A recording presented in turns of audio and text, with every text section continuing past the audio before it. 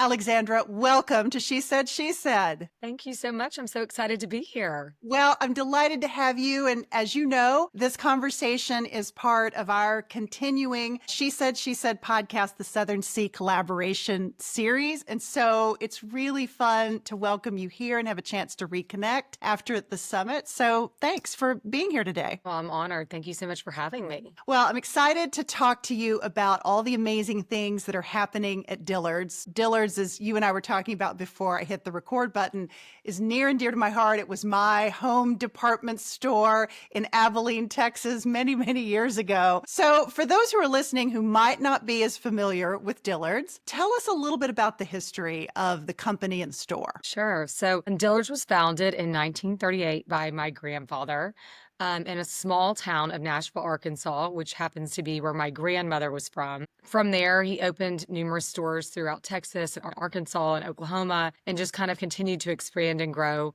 to where we are today, which we have nearly 250 stores. It kind of vacillates and changes based on openings and closings. But yeah, it was founded in a tiny town in Arkansas, and a lot of our roots, like you mentioned in Abilene, it's one of our older stores too, but a lot of our roots are in Texas and sort of that central part of the U.S. Yeah, amazing. I'm getting some feedback. Was it a foregone conclusion that you would join the company when you decided to launch your career? So I always knew that I wanted to work in the fashion and retail space in some capacity. You know, we grew up next door to my grandparents, so we were over there every night. Every conversation that we had after school, after dinner was always about work. And so it was kind of ingrained in me in a very young age. Also, my mother was a buyer for Neiman Marcus for many years. So I think my sisters and I always knew we wanted to be involved in the industry in some way, but I didn't know I always wanted to work for Dillard's. I had lots of internships in a variety of places and for many different vendors that we work with. So I didn't know I was always going to come back, but I will say it's the greatest blessing in my life to be able to work with my family and to watch my father and my uncle lead our company. And I feel very blessed to work for my family, but I wasn't always certain I was going to be at Dillard's. Yeah, so interesting. You know, working in a family business, I would think, has some interesting dimensions. You can't just quit and go away and never see these people again. This is your family. Sometimes you think you may want to, very rarely, but no. But about what Yeah. makes kind of the dynamics of a family business a little different than what you might encounter in another type of organization. So first of all, I feel like there's the blurred line between like personal and work, and it's always combined. You know, even any phone call I have with anyone in my family, we very quickly jostle between what's happening in our personal lives to right back to business, and then so on and so forth. And that was even the case when I was growing up next door to my grandparents. So it's always been intertwined. And I love that about our business and our family, that we can talk constantly about so many different topics, things that are happening in the world that affect our business, things that are happening in the world that may not affect our business, but everything is kind of very circular. And I love that. You know, like I was saying, I feel very grateful to be underneath the wing of my father still and watching him and the decision making that he pursues within our company, because the difference that I see between the decisions that we make that are always really what's best interest for Dillard's long term versus what a more typical hired CEO might be thinking in the immediacy, it's very different. And I love that. And I'm very grateful for it. They're very steadfast leaders. We've been through many crises. You know, I'm always very impressed with the resilience and the calmness in which they have approached every single hurdle that we've encountered.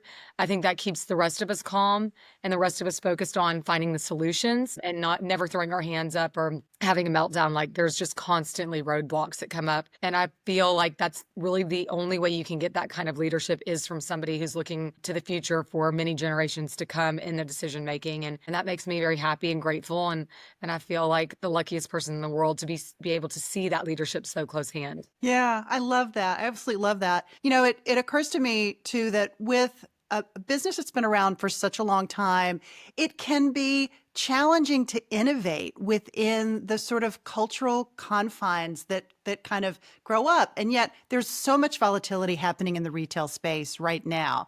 You are being celebrated for some amazing innovation that you have taken on as part of your role. And I want you to talk a bit specifically about what you do for the company, but I also want you to talk about how you're embracing innovation in a really cool and interesting way. So I could go on so many tangents. You'll probably have to lead me in different directions as I start to answer this. I'll start off by saying I read a great quote in a book the other day that said, if you rest, you rust.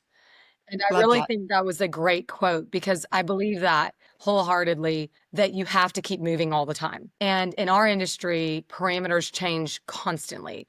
The goalpost continues to move. And I am so honored and feel so grateful when someone congratulates me on our success or on some of the new initiatives that we've launched. And I always take it with a grain of salt. And I feel like I'm never as gracious as I should be about those compliments because I always think to myself, but now we have to go so much further because once you set a bar, you got to be higher. Right. And that's a lot of pressure. I love it. I think it's one of the greatest things about our job is the constant strategy shifts that are involved in staying in the game and ahead of the game. So one of my favorite things about my role has been launching new businesses and creating completely new concepts for our store. And whether that's developing new brands or partnerships or bringing in new brands to the store, it's one of my very favorite things. And I'm constantly trying to evaluate what's not being done in the market, what's not being done well, what's not being done at all. How can we approach our offering in a way that differentiates us from our competition? What can we do to really set ourselves apart and set ourselves above the rest? So, there's so many different avenues, and I can highlight several of those that I'm very proud of as of recently. And one of them is the Coterie Shop, and you're representing the Southern Sea, which, they were part of what inspired us for the creation of this department.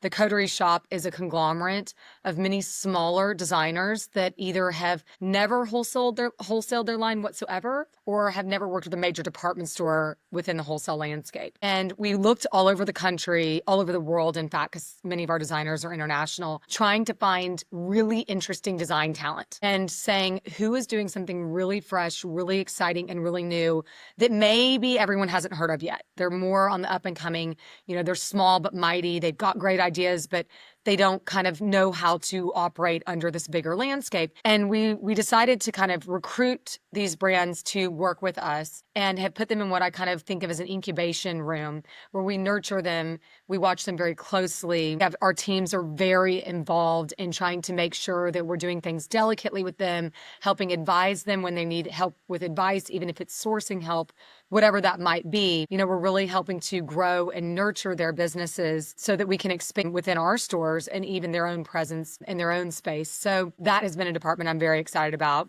And I was going to pause because I'm hearing a lot of background noise all of a sudden. I am too, and I don't Sounds know like where that's rain. coming from. It does sound like rain. It's not, I How don't, weird. I hear it on in your audio, but I don't hear it in mine. So when I'm not talking, I don't hear anything. But then when I I was talking, it started getting louder. Is that weird? a little bit weird. Are you using a freestanding mic? Yes, this mic is connected to my Okay. It should, laptop. I mean, it still should not be Mm-mm. a problem. I tell you what, I've got echo cancellation on. Should I do something too? Normally, I can clean it up Okay. post-production, so I Okay. don't think it's a problem, Okay, hopefully. perfect. Okay, perfect. We'll cross I our didn't want fingers. to keep I seem going to and be saying having things and gremlins. then It's be like, like, you need to repeat this. what's that? I said I didn't want to keep going and saying things and then hear you be like, you need to repeat this. No. Okay. I think you're okay. Okay. Fingers crossed. Normally, it'll clean that up in Okay. post-production, so it should not be a Perfect. problem. Yeah. Okay.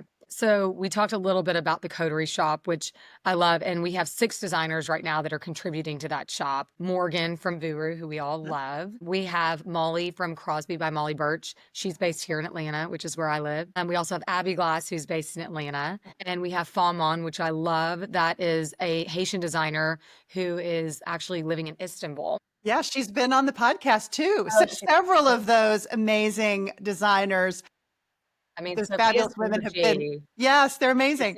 infectious. And then we launched 2 new brands this year. One is called Momaya, and the designer is out of Singapore. And then we also launched a second brand called Damarius Bailey, and or excuse me, Damaris Bailey, which I love. And her line is just like personally one of my favorites because it's so me. Her style has always been, and I've admired her for years. So we're continuing to look for new and interesting designers that are popping up, trying to work with them and get their exciting products in Dillard's exclusively. So we've loved the Coterie Shop. That has been absolutely fantastic. And when we're also evaluating these brands, we're looking to make sure that the values align with our company, that we kind of feel like each one of these talents, they're going going in a similar direction Mhm. to where we are and who we want to be, that they're very focused on originality and all those great things. And then some other concepts that we've launched recently are influencer collaborations, which have been amazing. I feel like that's what people bring up to me more than they bring anything in the entire world up, is your collaborations are incredible. And some people think that's my only job at Dillard's, because it's very easy for me to repost the things that happen there because the content is just so fantastic. But we started doing these influencer collaborations we launched them right during COVID, actually. And the thought process behind them was, let's try to bring in some interesting influencer, tastemaker, prominent type gals within their community and let them design a line for Dillard's. The dream is find somebody whose dream has always been to have their own line. And we will put the parts together necessary to do that, because raising funding and capital is scary, and owning inventory is very scary. And then finding someone to buy it is even scarier. So we take all the fear out of it. We're hiring them really on a design basis to help collaborate with us on this project, whatever that looks like and whichever brand that's with. And we launched that during COVID. I knew it would be successful within the regions where each one of the influencers are based, Mhm. for obvious reasons. They have friends and family that were willing to support them. But I wasn't expecting the national and even the international success that came with it. And our collaborations have really exploded. I just drove back actually this morning from Birmingham, where we are launching MG Styles collection. They're so exciting and full of life. And I love meeting the customers and the stories that they tell me about their experiences with Dillard's, or in Birmingham, how desperately they would like a Dillard's, which we would agree. I just really take so much enjoyment from hearing about that from them. Yeah. And then we've launched other things. Like right now, we're launching something called the Style Lounge, which is really our attempt to revolutionize a very tired area within our store and in the market, the juniors area, which is Uh-huh. targeting kind of the teen to the college girl, with fast fashion being so much less exciting. I don't know how to Mhm. say that, but Right. it's a Well, little, it's kind of fallen out of favor, right? Because I think teens and tweens and their parents are less inclined to purchase fast fashion, or at they least are. maybe are asking that question about, is this really a good idea from a sustainability standpoint, Exactly. right? I think people are just a lot less interested in disposable. I think Yeah. they're way more interested in buying things they can get a lot of use out of. And so anyway, the Style Lounge for us is a department we're really focusing on finding the hottest brands in the market, giving them to our customers in an environment that feels really exciting and cool. We're kind of revamping and redecorating these portions of the stores. We're putting these personal stylists that are also sort of in their own right, mini influencers too, Uh-huh. in to help them work with their closets and keep all their product feeling really fresh and relevant. And that's something we're super excited about. So I would say every year we're launching 50 to 100 new initiatives, Yeah. whether it's an intensification or whether it's an entirely new brand or new department. So we are on the move constantly, and we're always evaluating, what could things look like? How could they be done better? And that is definitely my favorite part of my role. And then obviously I manage many vendors within Dillard's and our private label brands that have been around for decades. I mean, longer than I've even been a part of Dillard's. So it's an all-consuming job, and I oversee the majority of the buying for women's, children's, and juniors. So it's a lot of work. There's a lot of vendors. There's a lot of movement constantly, but I love it. My favorite part is definitely the strategy. I love that. How exciting. That's just incredible. And it's so exciting to see something that is such an established brand be willing to push the envelope in some of these directions that really keeps it fresh, makes it more relevant and accessible for your customer. So it's really an exciting time. I'd love Well, it. I will tell you, sorry to Yeah. interrupt, but it does circle back to being a family-led company, and Mm. the fact that we don't have tremendous layers in our organization that prohibit movement quickly. If we want to do something, if we think of it and we put together a strong proposal, we can get it approved very quickly. So we move fast at Dillard's. There's not a lot of layers and red tape that we have to get through to do new and exciting things, and I'm very grateful for that. And I do think it also has to do with our leadership being so streamlined, and that we don't have to jump through a million hoops to get something accomplished. Maybe advice for the listener for going into collaborations or partnerships. I mean, you mentioned some of the attributes that you look for, but maybe some specific tactical advice for Sure. how to think about those collaborations, how to think about those partnerships. So, one thing, and why I think a big secret to our success, is that we've really focused on authenticity. And when we are working on a collaboration, and I would advise any influencer or tastemaker that's considering a collaboration, an artist, whoever that is to make sure that when you're entering into a collaboration, it's authentic to you and that it really represents you completely, that you feel complete ownership over the process, that you feel that the product or whatever service or whatever that looks like that you're coming up with is something you love, you're proud of, you want to wear, you want to own, you want to provide. Because I often see the collaborations that aren't quite as successful as the ones that we've done. The problem tends to be more so that someone is saying, let me put your name on something I already do. But it's not actually something you love or you like or that you would want. And I think the customer sees that very, very clearly. I think the consumer is very dialed into what is authentic, and she wants what feels the most real. So, within our collaborations and partnerships, we're very careful never to take over the autonomy of any of the partners that we work with. We don't want them to appear as a Dillard's employee or that this is a Dillard's line that they're just promoting. This isn't a marketing scheme. It really is about finding great product. And I would advise anyone that wants to go into a partnership with somebody to make sure it's something you're actually passionate about. The money may be enticing, maybe somebody's offering you a really great deal. But if you don't love the product and it's not you and it doesn't feel like you, I would walk away. Let's talk a bit about how you go about measuring success, which maybe sounds like a silly question because obviously dollars and cents is one measurement of success, but it's not the only measurement of success. And oftentimes it's not the best measurement of long-term success. So maybe talk a little bit about how you measure the success of these different partnerships and collaborations and these new innovations that you're embracing. Such a good question because it's true. Success comes in many different forms, and it can take sometimes many years for us to get a business in a position where we can say, okay, the gross margin is where we need it, or, the sales volume is really where we ultimately want it. It can take many years to get there. I will tell you that even if something doesn't work, even when I see it on the markdown rack and it didn't sell, if I still find that we took a risk and I'm proud of the way it looked, I'm still happy. I still feel it was the right move because we took a chance. We threw for the touchdown.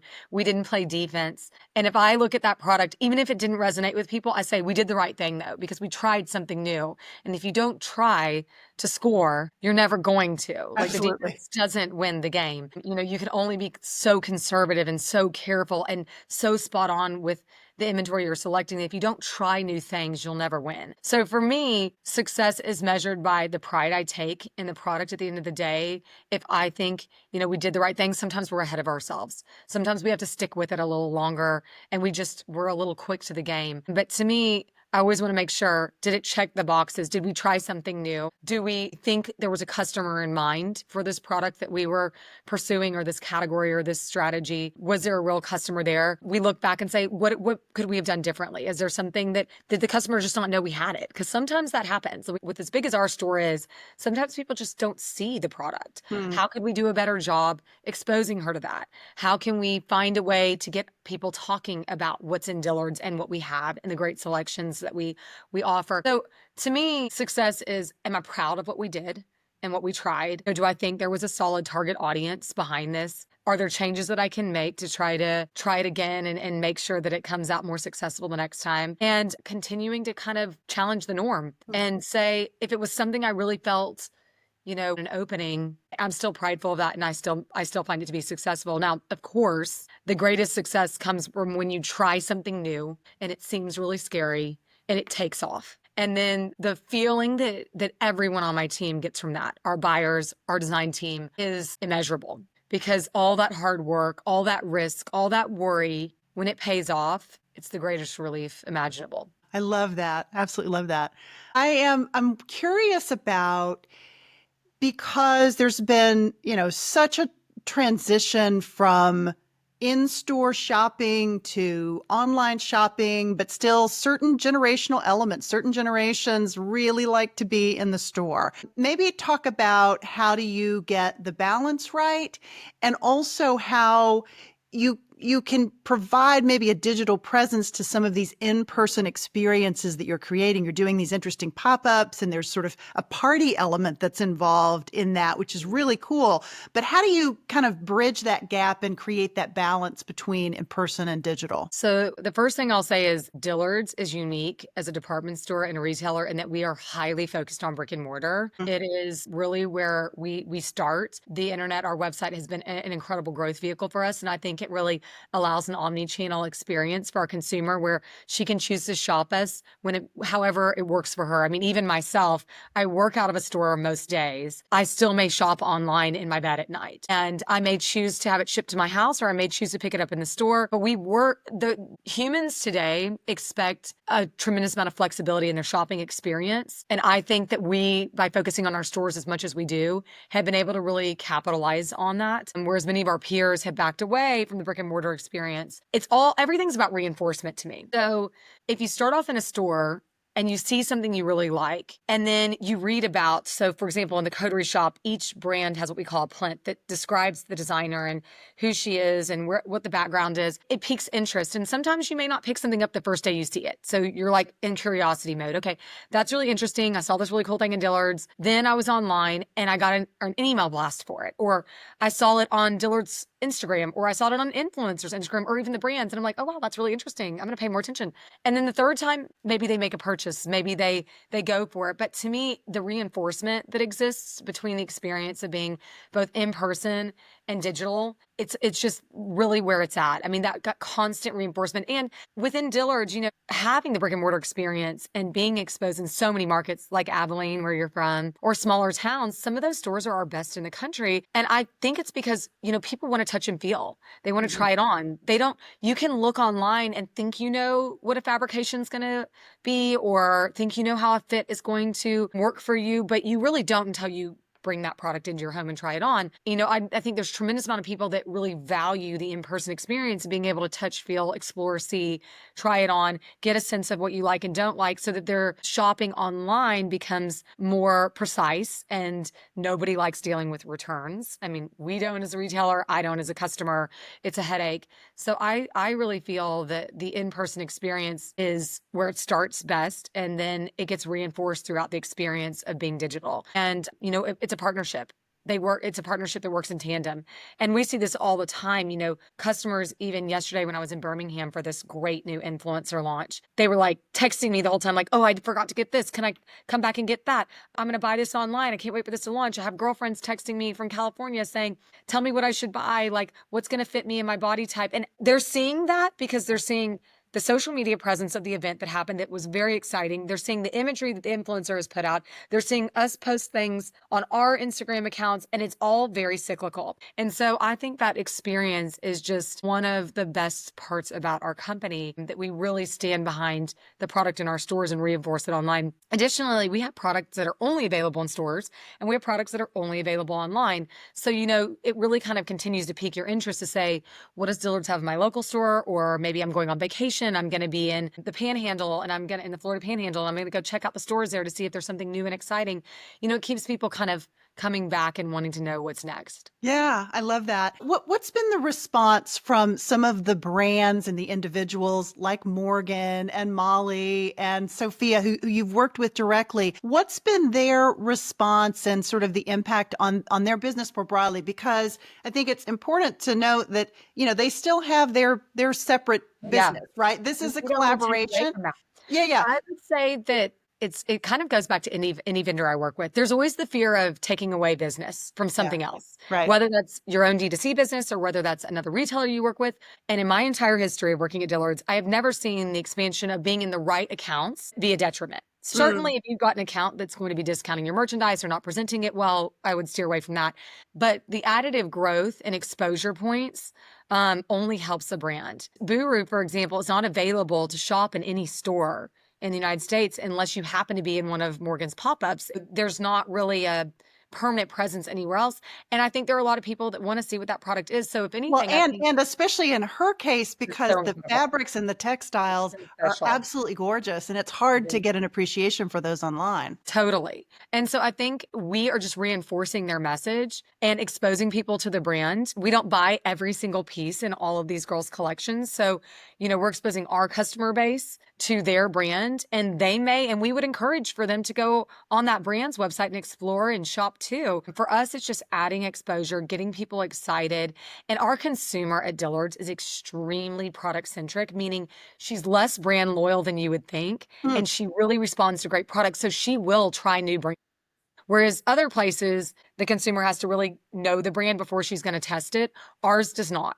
Our consumer is extremely interested in what piques her interest, what gets her captivated. So I think, we've been able to expose a tremendous amount of new customers to these girls' brands. And also within the Coterie Shop in particular, we built an incredible community where we bring the different designers together. And we just had an event in Charlotte 2 weeks ago where all of the designers came, and we had a panel discussion with a fabulous podcast host, much like yourself. And we did an art gallery that was just gorgeous, kind of in a great spot in town, and bringing everybody together. We had a wonderful dinner. We've really created a community, and we fostered, communication between each one of these young designers and encouraged them to work together through problems or talk to each other. And we're here too to answer questions they may have. And we had a lot of conversations at the dinner table about the tariffs and how that was going to impact everybody and what the solutions might look like and how we could navigate this hurdle. And, I think that that's been one of the beautiful parts of the relationship and the entire department, as well as the community that we've built. Yeah, that's amazing. Absolutely amazing. I'm thinking as you're talking about all of this, that sometimes people can let competition get in the way of collaborations and sort of the innovation that can come through those collaborations. Maybe talk about how you think about competition, how you can understand what the competition's doing without letting it completely overshadow your goals and Yeah, objectives. this is so twofold because my advice to vendors on competition is almost different than the way I approach competition. Mm. I'm trying to figure out how to word this so it doesn't come across as being cocky in any way, because that is not who I am. But I pay less attention to our competitors than you might think. And the people that I look to as a competitor are not traditional department stores. I look at new concepts that are emerging. I love to follow like Shop Cooper or Tuckernuck or people like that don't have any stores, and they're really online. But I feel like I'm constantly looking for what's new in the industry and trying to follow that. And it's a lot less about looking at my traditional competitors. Now, don't get me wrong. Like when I went to Charlotte, I was walking the mall and checking out what was happening in our other, the other headers. But I tend to be significantly more inspired and look as competition to the new formats that are coming into existence. Or if somebody's built a really cool new retail concept in Atlanta, we have really awesome markets like Krog Street Market, Ponce City Market, the West Side. We have a lot of developments. I look there far more, and they are competition. It's just not your classic competition, or even another retailer that's doing something really interesting in a completely different area. Maybe it's the home space or, even tech.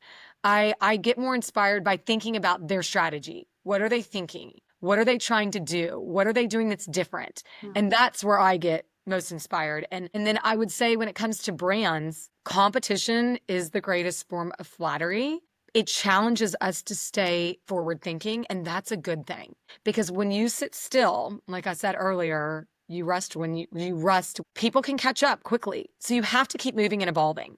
And that's what the best brands in the world do. Think about designer brands. They're on the forefront of something new constantly. They're not doing the same thing only for their entire existence. So competition is good. It keeps us moving forward. And in anything, there's the grind for the constant ever-changing goalpost. I think that keeps people stimulated, intrigued. It keeps your customer interested. If you stay in one place, what I have seen from brands that do that too far often than not are that they start catering to a different audience than who they initially were trying to cater to. So the customer moves. She's not staying right here. She moves. And if you're staying right here, you're probably now catering to a different audience that might have been a little behind the trend curve than what you once were targeting. So you have to keep moving. And then also, I find that if you find somebody's doing something in the industry that you really admire, hopefully it's not exactly in your space, working with them in a partnership or a collaboration is a great move for everyone. to kind of bring attention to the fact that you feel a common synergy, that there's something inspiring about what they're doing and you want to be a part of it. I also went last week to an event with Wheezy Towels. Oh, yeah. That is founded by a dear friend of mine and her partner, and then also Addison Bay. And that's a very unlikely duo in some ways because a towel brand and Right. Addison Bay's, amazing recreational line of clothing. You might think, how does that partner together? But as two young entrepreneurs, if you will, two groups of female entrepreneurs, they were inspired by one another. They both represented some traits like color or target audience or price point being kind of accessible to many people. And they came together into a really creative force that I love to see. And it keeps me interested as a shopper because I'm a shopper, a fan, and a consumer. We also carry Addison Bay. So, I love seeing that. And I encourage them to do that we have nothing to do with that partnership, but I love seeing it because it keeps it interesting. And so I think if you approach competition as an opportunity and as a challenge, it can be a really great thing. Yeah, I absolutely love that. And it is so in the spirit of what, we learn at the Southern Sea and, that we experience with each other as part of that environment. So we've covered a lot of topics. And I think one that is also really important is the fact that Dillard still has a Southern sensibility. It is, you have locations in California and a few places in the country that are not technically the South, but for the most part, you're a Southern department store. Talk about what makes that unique and why that's relevant as you think about these innovations. Absolutely. I think there's so much excitement happening in the South. COVID threw accelerant on something that was already bubbling up as we were starting to see more designers emerge from unusual locations like Nashville or Charlotte or Atlanta. Texas has been huge. It's been really in Florida, of course. It has been very inspiring to see the shift and the change in culture. And Dillard's has always been Southern based. It's what we're known for. Our customer loves color. She loves to dress up. She's constantly buying new outfits for any occasion in her life, whether that's a PTA meeting or she's going on vacation. She loves to buy new clothes and wants to look good for every occasion. And I greatly admire that so much about the Southern consumer, that she wants to show up looking her best at all times. And as we saw COVID really shift our population away from some of the bigger, more urban cities, New York and Chicago and Los Angeles, that were kind of always in the industry where the action was happening and where the newness was coming from. Like I said, it threw accelerant. COVID threw accelerant on that because so many creative minds started thinking about, I could do this. This doesn't exist the way I want it. How can I make this interesting? And we saw mothers that were just stay-at-home moms start brands and come up with like the coolest, most innovative, newest ideas. And they inspired others. And then they started creating their own brands of whatever that product category was. And now today, what we're seeing is the majority of the new lines I launch are not coming from the traditional kind of fashion meccas. They are coming from female founders many times, some male founders, but they're not typically in sort of the fashion meccas that we've always established. And I find that to be so inspiring. These are people who live in the areas where we live. They go to the events we go to. They're going to the Kentucky Derby and they're doing all the fun things. They're at the Masters. And to see that they're designing into the customer base that we've always had has been left the door just so open for us. And the opportunity is so vast and so exciting. So I do think that the shift in Southern culture becoming so popular has been tremendous for our company and for us and has just made me so excited about the potential for the future. Yeah, that's amazing. Absolutely amazing. All right, Alexandra, thank you so much. It was such a delight to have you. I loved it. Thank you so much.